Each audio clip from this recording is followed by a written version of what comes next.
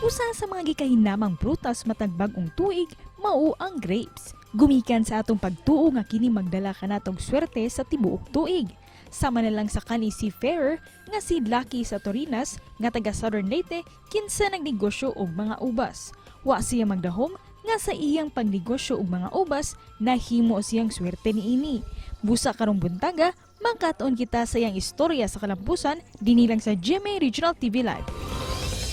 Ay duda patok yun ang mga lingin nga mga prutas ning bagong tuig makapusog atong pangumustahon ning higayon na nagnegosyo na siya og mga grapes diya sa Southern Leyte. Kumusta naman ang dagan sa ilang patigayon karon makauban nato sa pangan pa lang swerte o nagyod Lucky J sa Torinas. Mayong buntag kanimo Sir Lucky, kumusta? Welcome sa GMA Regional TV Live. Mayong buntag, Sir Nico, o sa ato mga viewers, mga kapuso viewers. Mayong buntag sa tanan. And salamat sir for joining us ug Happy New Year. Kumusta sir ang kinabuhi sa ka-grape farmer? Isip karon usa ka grapes farmer o usa ka grapes consultant diri sa Pilipinas. Malipayon gyud ang akong kinabuhi o labi na sa umaabot umaabot sa bagong tuig kay daghan kog mga project karon og busy kayo atong kinabuhi kay daghan kong gipang tukod. Unsa sinugdanan ani imong pagnegosyo og grapes sir og pila pod ang budget ni ini or imong initial investment sa pag-venture ni ini? Gasugod ko ani nga nag-venture ko og grapes farming katong nag-decide na ko nga moundang sa pagbarko year 2019.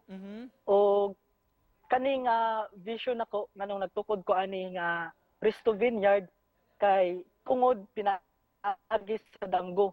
So naayuban matingala nganong pinaagi sa damgo pero sa tinud-anay everyday gid ko padamguhan sa kadlawon about grapes. So natingala lang sad ko sa akong kagalingon ug unsay naa sa grapes nganong pirmi ko padamguhan ani until such time nga ako na lang gipursu nga magtanom ko grapes kay pirmi man ko padamguhan. Then natingala na lang ko nga na successful lang akong venture o ga-start o ga-initial ko anig investment around 35,000 sa mga seedling lang alone. Then nakita nako nga maayo man ang resulta sa pagtanom nako diri o grapes sa among lugar. Mao ning ako siyang gi-convert into a Presto Vineyard para nasad makaon ang mga visitors. Mo backtrack lang ko gamay kato sa imong pagka seafarer sir pila ka tuig man kaadto sir og nganong anang mao man imong initial nga karera nga nahuna-hunaan? Bali ga eskwela ko og pagkasiman sa University of Cebu og na desisyonan ni snack ko ug sa akong pamilya magsiman tungod sa among family background nga mga siman po ang akong uncle as kapitan, ang usa nako ka uncle kay chief engineer. So gawna-huna gyud ang akong parents nga kung magsiman ko madali ra gyud ko makasakay kay official man akong mga uncle which in fact nga tinuod gyud nga dali ko nakasakay. O dili ra pud ingon sa backer kundi scholar pud ko sa University of Cebu sa Anglo-Eastern nga company. Then mao to ang nahitabo nga nakasakay ko og sa pagpabarko nako sa international. Pero ngano naka-decide man ka sir nga mobiya aning maong karera sir og mo shift si ining pagpananom og grapes? Naka-decide ko ani nga biyaan ako ang pagkasiman o ni-shift ko as a grapes farmer or a vineyard consultant kay tungod ang pagkatrabaho sa usa ka siman demanding kaayo siya sa physical. Say fulfillment nga imong nakuha sir karon ini imong pagpananom og grapes o pagpahimo nimong consultant. Bali kanid ako gid din akong tabang as a grapes consultant or usa sa mga batan-on nga nagtukod aning grapes merchandise diri sa Pilipinas kay nakahatag din ako og financial tabang labi na sa akong pamilya og sa akong igsuon. Unsa may mga klase sa grapes ang manubo diri sa Pilipinas, particular diha sa inyo sa Silago sir og unsa kuno kadugay sir ang pagpananom og grapes una ka maka-harvest? Bali diri sa akong location, ang akong naobserbahan nga maayo gid motubo og mamunga ay miracle grapes.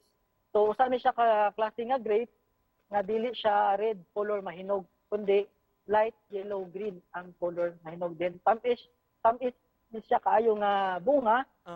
O napay usa ka klase nga grape nga mao gyud ni gipang palit sa uban kay tungod kay nindot siya kanang texture Sir, in relation ini atong bag-ong tuig nganong murag makonektar man gyud nato ni or mahinungdanon sab ang grapes o kini mga prutas nga lingin nga atong i-serve sa atong lamisa matag bag-ong tuig.